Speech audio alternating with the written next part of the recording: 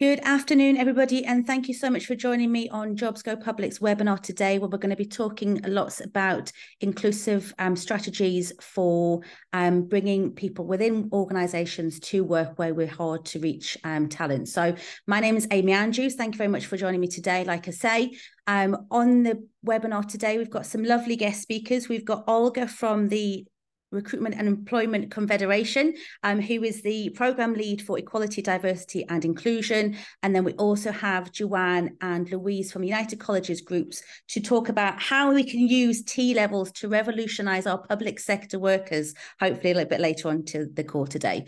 The session is being recorded, so anybody who is not able to join us live, then they will have a recording of the session. And there also is a box within our webinar where you can put a question and answers. So at the end, we'll have some Q&A time for all of our panelists today, where you can ask some questions, and I'll keep control of that box to answer any questions that we have. But we will start moving forward into the webinar. So I will ask, I don't know who's starting, Joe or Louise, whoever's starting first, to start our way. So lovely to see you both. Good afternoon, everybody. My name's Louise Reynolds, and I'm the T-level lead at United Colleges Group, which is City of Westminster and College of North West London. Now, T-levels are the brand new level 3 qualification, a direct equivalent of A-levels. You may have heard of the kind of BTECs and things like that we normally, colleges normally offer, but these are new. Employers, such as yourselves, said that they felt that the students didn't really know enough about the world of work when they came from college. So lots of employers have been involved in designing these new qualifications. There's over 20 subjects available, going from agriculture through to administration, legal, engineering, all sorts of different subjects. So the employers have been helped to design them, and they are a combination of academic study at A-level standards, so there's very tough exams and projects involved in them, and in a large industry placement, which is what we're here to talk to you about. Okay, so if we go over to the next slide, I think Joanne can explain about the industry placement. Okay. Hi, welcome. My name's Joanne Smith. I'm the assistant principal here for the whole student experience. So part of my remit is work experience and industry placements, focusing on T-levels. So quite a little bit about our sort of team. We have a dedicated team that actually helps to support placements and work experience. So anybody taking on a work experience industry placement student will have a designated team to be able to help, a link placement officer. The T-levels are a 2-year programme. We have 45 days of industry experience or 315 hours. These can be run over a combination of block placements, day release. There can be a combination of both. And as the young person develops their knowledge, it is usually quite good to see them grow over time. It's the opportunity to grow your own talent pool by taking on one of our T-level students into an industry placement. It's a bit like a grow your own with the support of the college and the industry professionals. There's lots of progression opportunities for our students who have undertaken a T-level placement. They can progress into an apprenticeship, so they can maybe go over onto an apprenticeship with your company. They can do degree apprenticeship, so looking at HE, or go into direct employment with you. So by them undertaking a work placement with you, you can help to shape their future. And it's almost like having a bit of a mini interview, really. It's, is this talent pool right for you? If not, we can put them in the right direction of somewhere else. If so, then you can grow your own into your own employment. As Louise has said, there are a wide variety of subjects on offer. So we might look at an IT placement, or it might be a business placement. So we've got a lot of sort of corporate companies on here that will undertake lots of different areas that can give the opportunity for work placements. Okay, if we'd like to go, yeah. So these are the subjects we're offering at the UCG group this year. So early years educator, you might think of that as nursery nursing, electrotechnical engineering, that's getting started in the electrician field, civil engineering, digital production and design, that's IT, that's your web design and all those kind of things, and laboratory sciences. And then next year, we're going to move on to a much wider range because these qualifications are just getting going. So they're really starting out. So management and admin is a straightforward business one. Accounting, plumbing, carpentry, engineering, welding and science, healthcare, which is actually focused on nursing. So it's a vital interest to the NHS because we know there's a recruitment shortage in all of these subjects at the moment. And I'd like you to think of the placement really as your opportunity for a 45-day interview with the students. So if you're struggling to recruit staff, grow your own, start them off as juniors in whatever your field is, and over 45 days, you'll see whether you want to employ these people. Colleges are saying that the courses are going well, and one of the major problems they're having in retaining the students is that they're being offered jobs by their employers because they're such good learners and so willing and eager to work. We need to prepare students for the workplace, and this is the ideal opportunity to make sure they're absolutely work ready when they get to you afterwards as well, so you could have a place in helping with that. They're really interesting subjects as well, and the main thing for us to realise is that these qualifications are going to get much, much bigger over the next few years because the government is turning off the funding for the more traditional BTECs that a lot of employers would have come through themselves or definitely heard of. So these are a direct replacement for those BTEC type qualifications, and they will be the takeover. They will be taking over almost entirely shortly. The only industry that's not using the T-level route are the arts because they've understood that so many people are self-employed and small employers, so they can't really take placements in the creative industry. So they're holding off on their own more creative exam boards and ways of doing things with exhibitions. So that's the subjects we'll be offering, but your local colleges will be offering a range as well. And there is over 20 different T-level subjects on offer. So especially in large local authority places, for example, you would have a huge range of employees you're looking to recruit. Your local college has probably got somebody waiting to join you, either on placement or as an apprentice. So please consider using the young people and growing your own talent pool as you go through. Okay. Okay. So why get involved? So just to reiterate some of the things that Louise has told us, it's best to engage with your local college. We can look at service level agreements so that we can support you as well as you supporting us. There will be support. If you were working with our college, we'd have support with a link person. We also are able to support our organisations with employment checks. So we would look at DBS checks, CSCS cards, etc. There's lots of help and support that your local college will be able to give you. You'll be able to have an interview with that young person. So it helps to support them understanding an interview process and growing their skills, but it also gives you a really good understanding of what that young person wants to achieve and if they're right for your organisation. You'll be able to partnership with your local community. So you'll be working with your local colleges, working with people within your local area. And it's part of training and developing staff in your own image. Quite often, I used to hear that somebody would be on a course at college and then they'd actually have to maybe retrain them to suit the needs of their business. So this stops that really. It's a partnership of working together. And as you're growing your own, as we know, you become loyal to your organisation because you've had the help, the support, and you almost kind of grow like a family. It tends to help with staff loyalty. So there is, I think Jobs Go Public will tell us this, there's a real issue in retaining staff at the moment and recruiting the right staff. So this is a really good opportunity to support that. Yeah, definitely. Thanks very much for Louise. Sorry, we're going to say something there, Louise. Oh, no, carry on. Sorry, I was going to say, yeah, I mean, lots of our clients come to us and say that there's lots of areas where there's skill shortages, whether it be with planning, whether it be within social care. It's all across the board with it. There's not enough people coming through the ranks.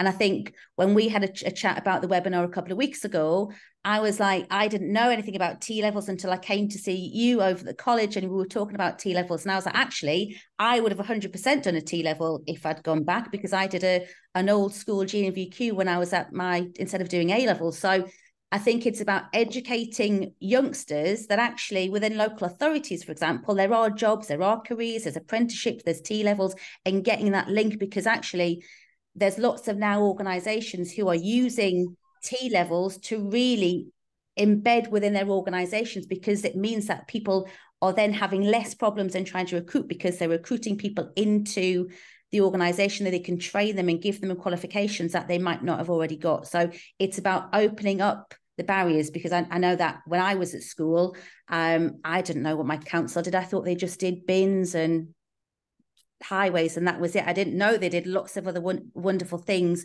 within the community. So I think it's about educating and having those relationships with organisations like yourself to develop those skills.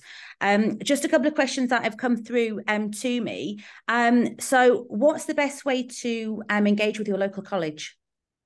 Okay, Joanne, it's a good question for you. Yeah, so I mean, just speaking from our college, we have contacts here. We have T-level developmental leads.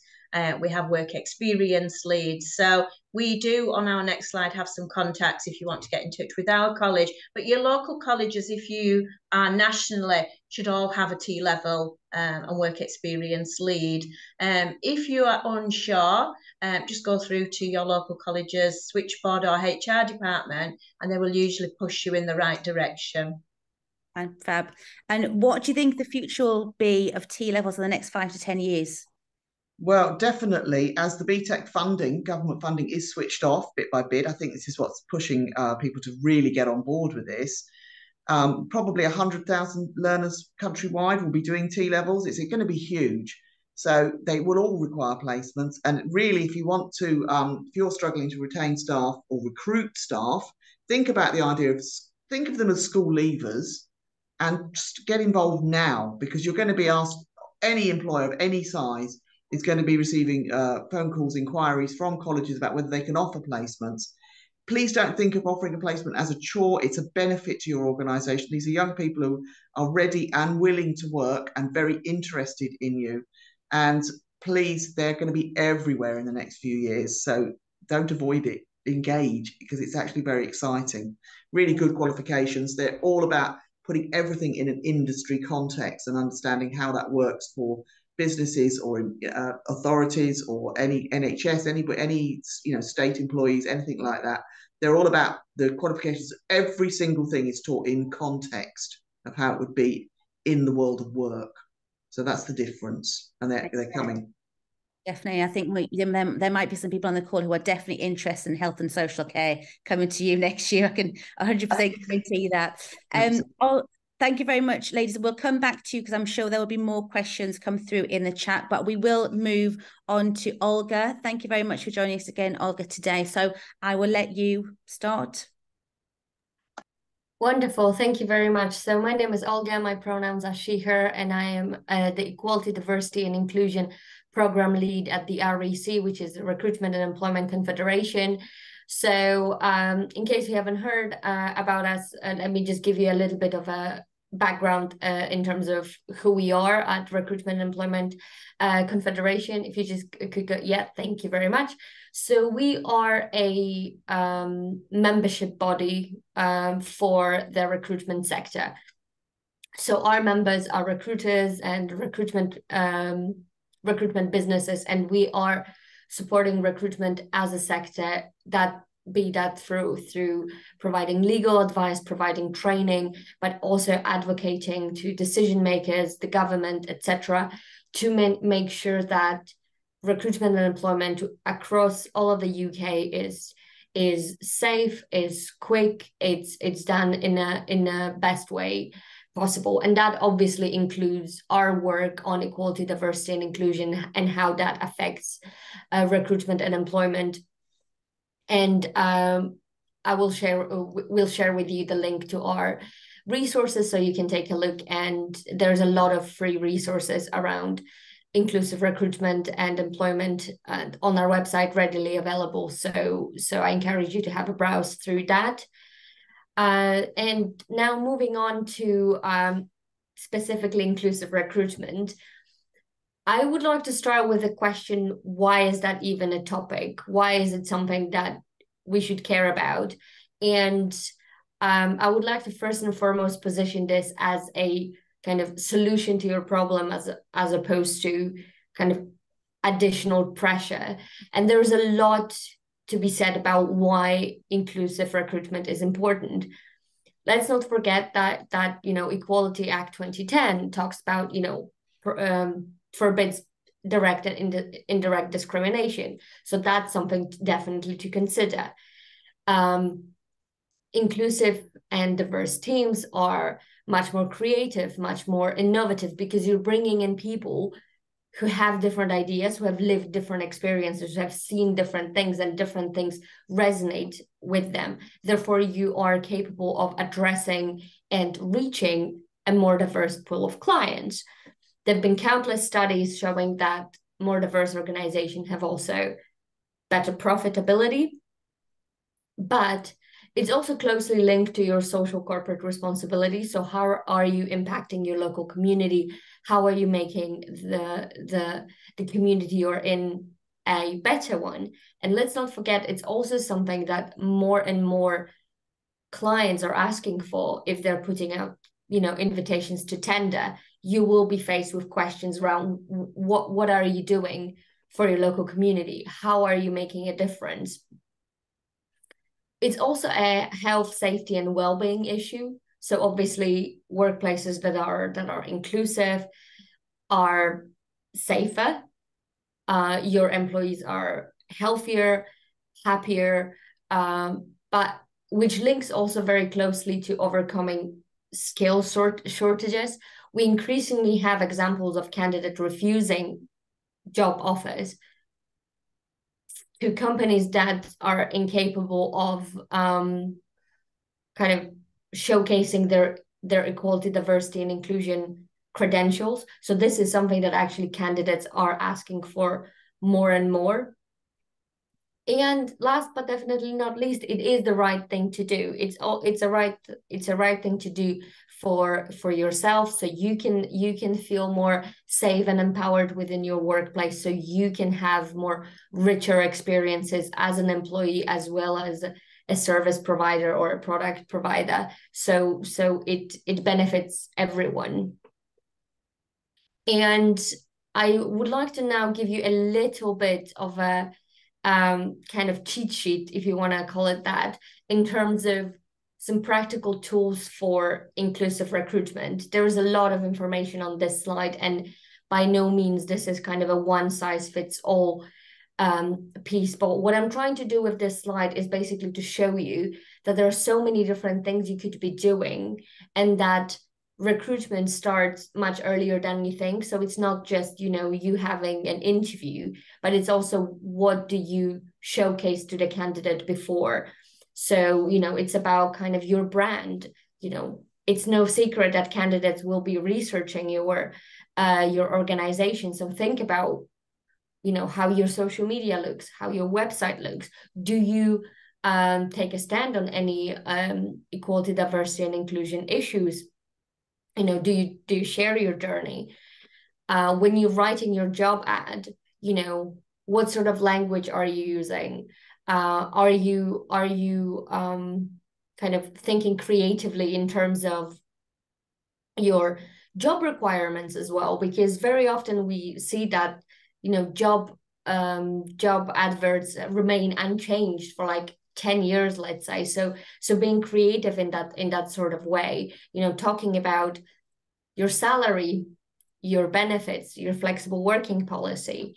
And then when it comes to actually sharing your ad, and that's why it's so great when it comes to for me to follow Louise and Joanne, because when you talk about engaging with your local community and how important it is, it's important that you have a presence within your community.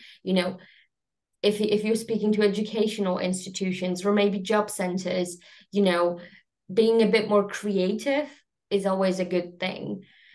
In terms of like shortlisting and interviews, it's important to take a look at kind of how your CVs look like, which I encourage you to use blind CVs, which means removing names, nationalities, etc., just to minimize kind of the bias that might creep in there. When you're doing the interviews, have an interview panel consisting of, you know, diverse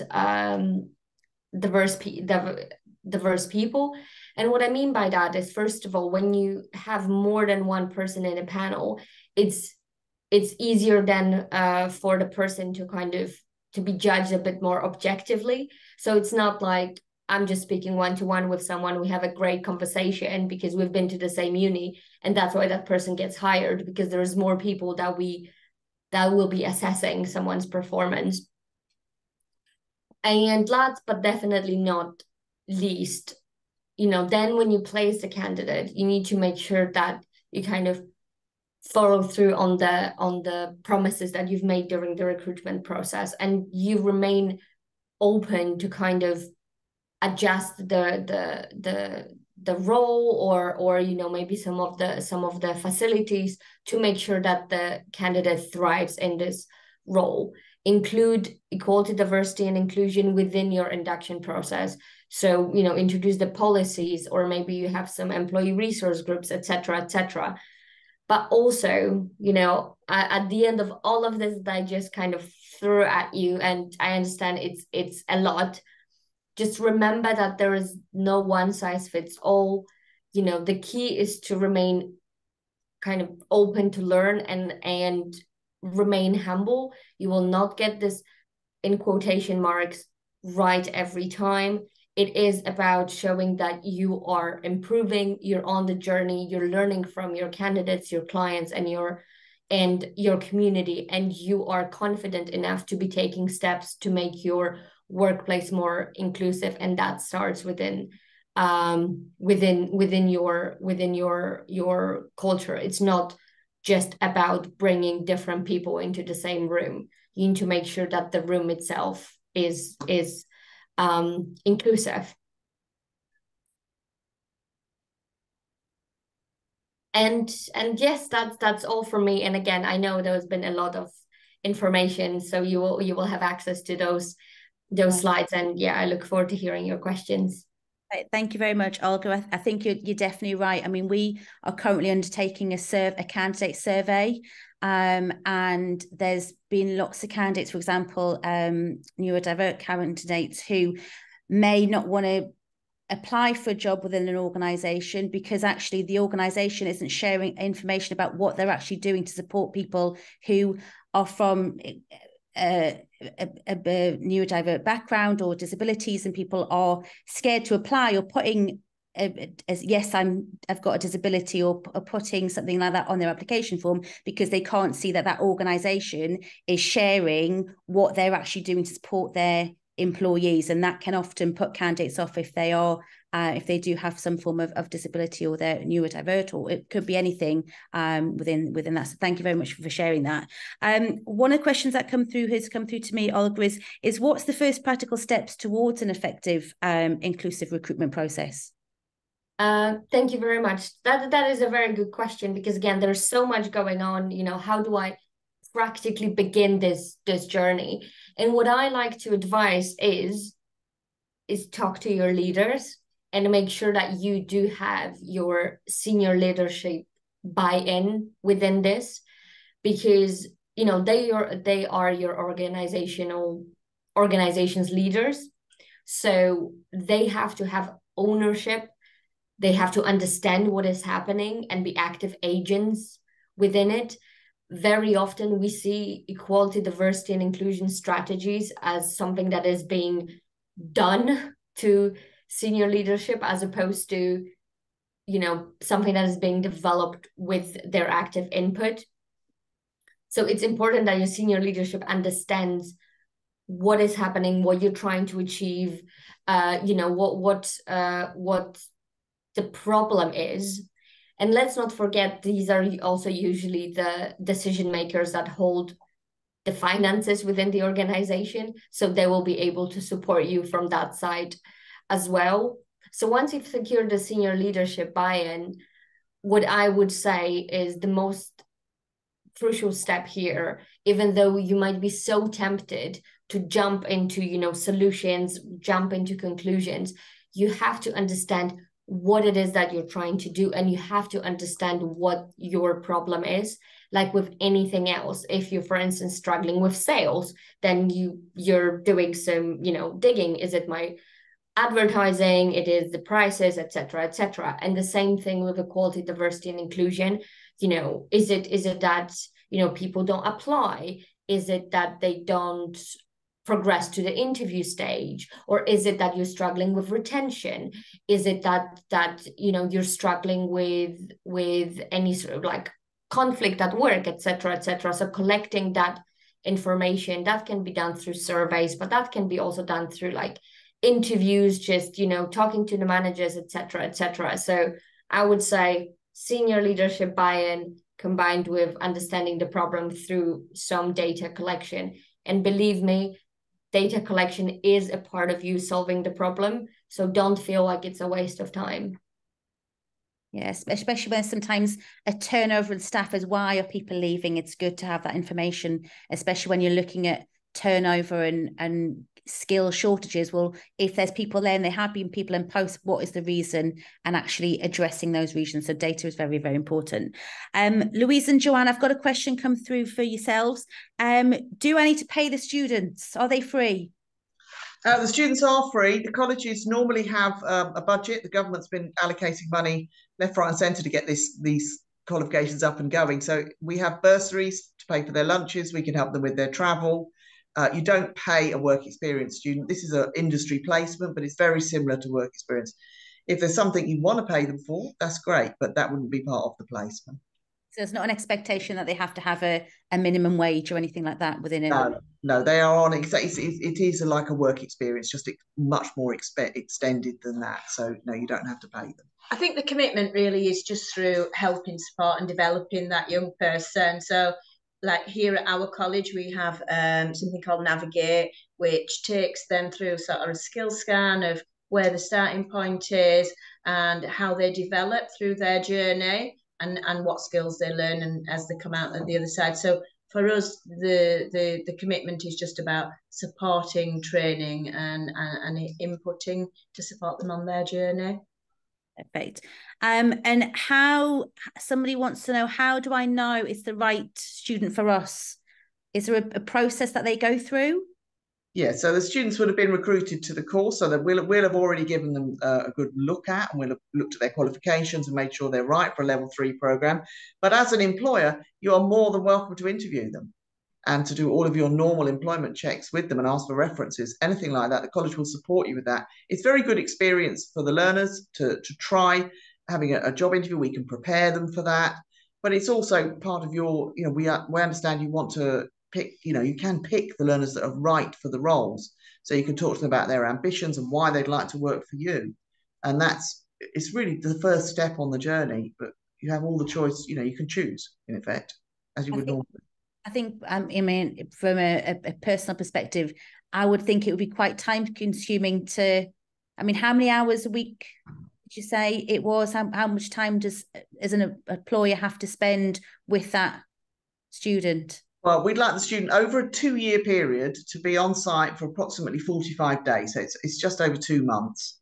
And in that time, we'd hope that you could get them some tasks and things together so that they're autonomous. It's part of, just like you would train any new member of staff, you supervise them and induct them, and then you let them, you let them get on with their job. So hopefully they can be of some benefit to the organisation. They have a project, don't they? They have a project they need to complete over the time they're with you, but that's supervised and discussed with the college, and the college will be chasing them up on that and helping them frame that. But you're asked to help them develop their skills, like communication skills. So perhaps you could invite them to a meeting to take the minutes, that kind of thing. So we're going to make them useful things. And any of the marking and assessment, I've been asked before about, do we have to assess them like with the apprentices? No, the teachers would do that. So the teachers would pop in regularly and deal with them and make sure all their assessments and checkpoints are covered. So it shouldn't be too time consuming. It's not like you're changing them out week on week. You'd have them over a 2-year period. So they should be a valuable part of your organisation by the time they're finished. And what's the feedback from the students when they complete their T-levels?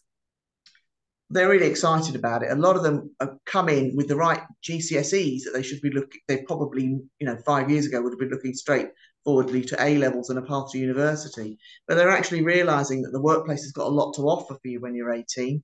And any organisations that have degree apprenticeships among their offerings, the students are really keen to do that. So they're keen to get to work these days. Actually, this whole idea about everybody going to uni is not what's happening.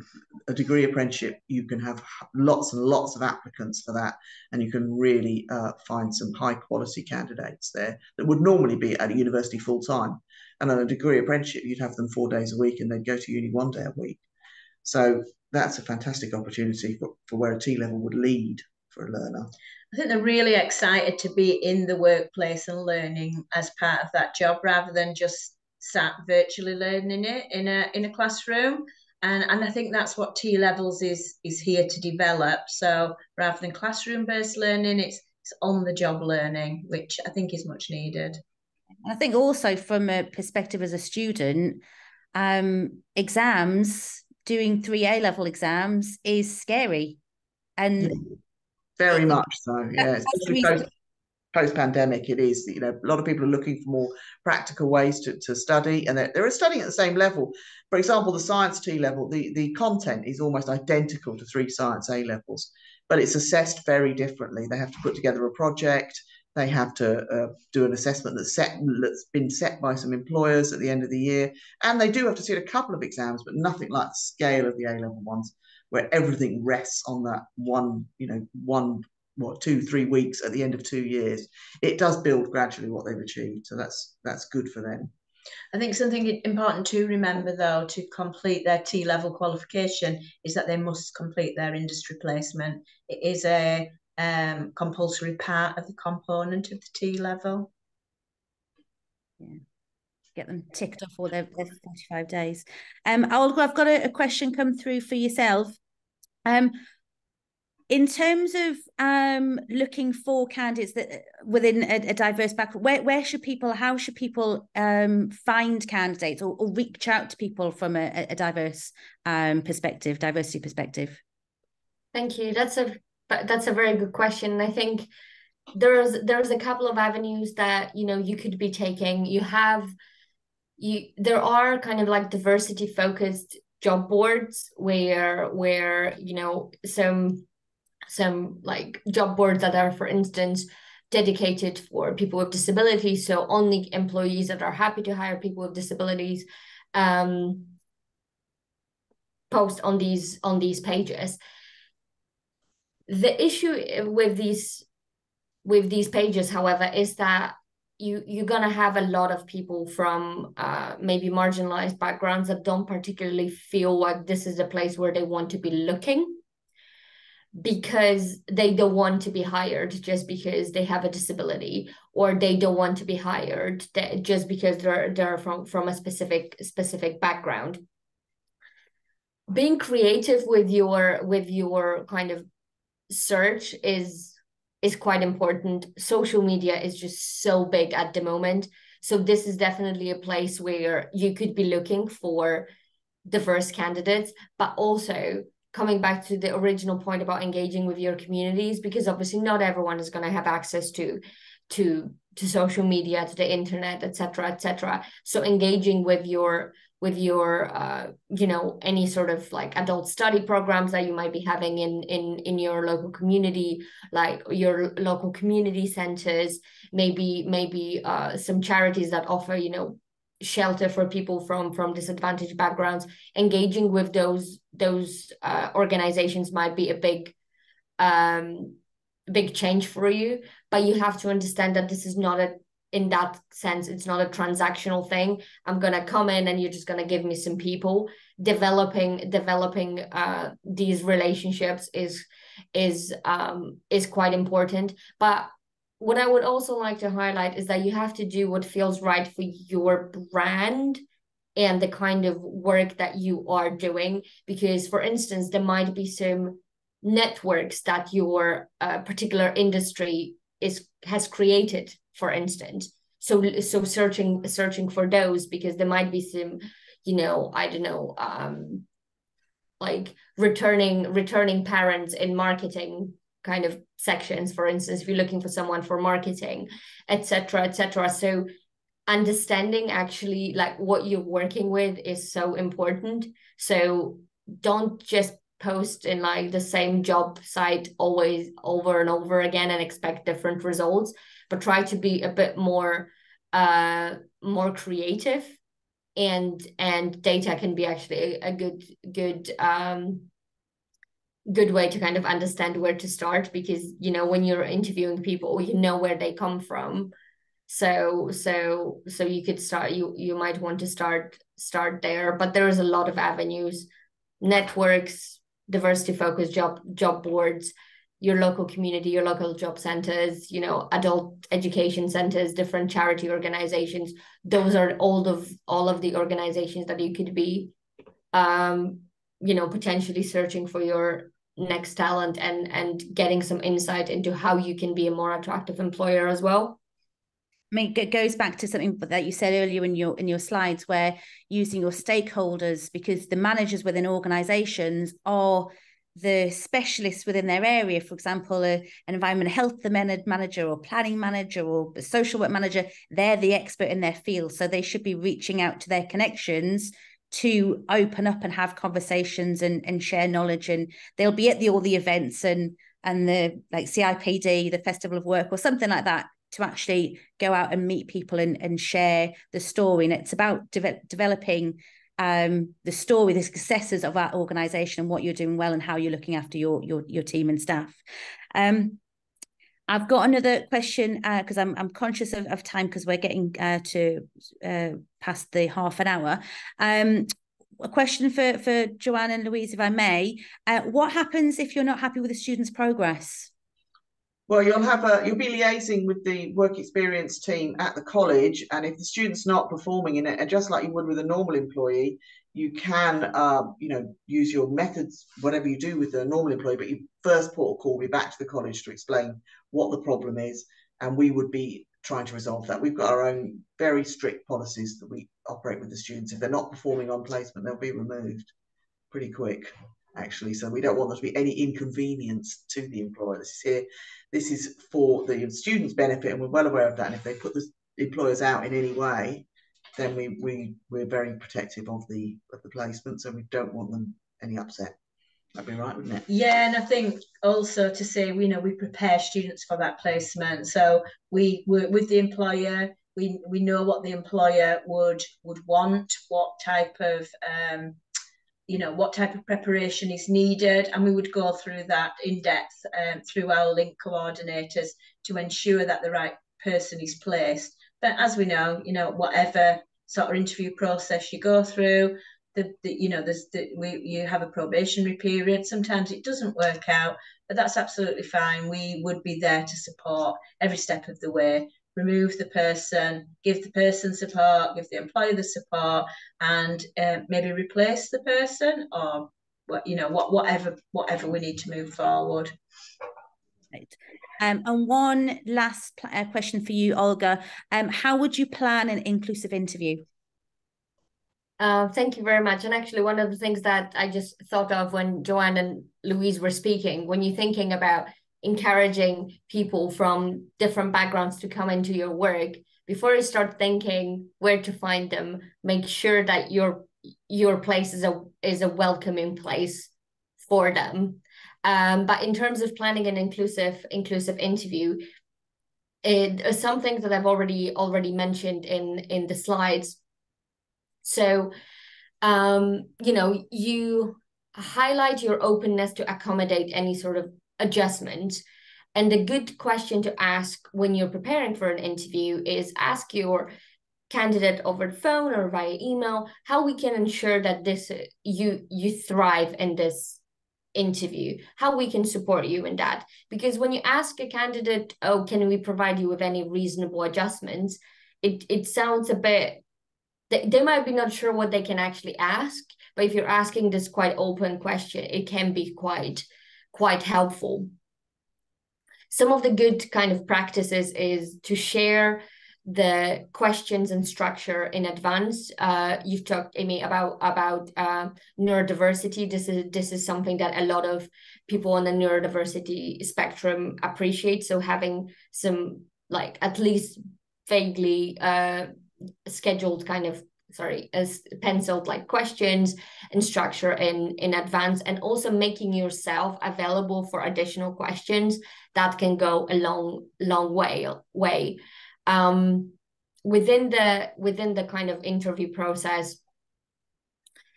implement the diverse interview panels, as I've mentioned, so you have more than one person interviewing, and strive that those people, you know, come from a slightly different background. That can be personal, but also professionally speaking, you know, maybe in terms of level, so that you ensure that the person is being seen and viewed by different sets of eyes. Explain your working culture, values, etc. within the interview. Don't necessarily always wait for the candidate to ask, because that way you showcase that this is something important for you and you want to be clear, and this is something that you want to highlight to your candidate. Be honest and transparent. Don't make promises that you're unable to fulfill. And yeah, just make yourself available for questions, and co-create this process a little bit with the candidate. And again, it doesn't have to be a massive thing, but just asking this question about how we can ensure you thrive in this interview is already a very good thing. And one of the questions I suggest you do not ask is a question about previous salaries, because this is something that perpetuates pay inequalities and actually keeps underpaid groups underpaid. So you might want to rethink if this is the sort of questions you want to be asking. And those are just some like quick tips, I would say. Perfect. Thank you very much. So as we come to the end, I've got I've got contact details there for Olga, Louise and Joanne, if anybody wants to get in contact with you or have any questions. I don't have any further questions come through on the chat, but if anybody does have, then please speak now, or forever hold your peace, as my mother would say. But it's been lovely chatting to you. I think some great call to actions there for lots of managers around this group. A copy of the presentation and the slides will be available to people who've attended, and it'll be shared on social media as well, so people can actually contact you all if they have any particular questions. But I'd just like to say thank you very much, all of you, for partaking and answering the questions so lovely, and thank you very much for taking part. I think we need to change as organisations to get really good people and people who want to work within our organisations, and it's about changing, not doing the same things that don't work, doing something new, getting a new fresh of life within organisations. And like I said, Louise, I'd be calling you straight away if I was going to do a T-level again. I'd be back in, sign me up, let me do I don't know, something amazing to do that. But it's a great skill, and I think that's probably could be the future of work. We don't know. But thank you very much again. Thanks everybody for joining us today. It's been a pleasure, and we'll look forward to speaking to you soon. Thank you very much. Bye-bye. Thank you. Take care.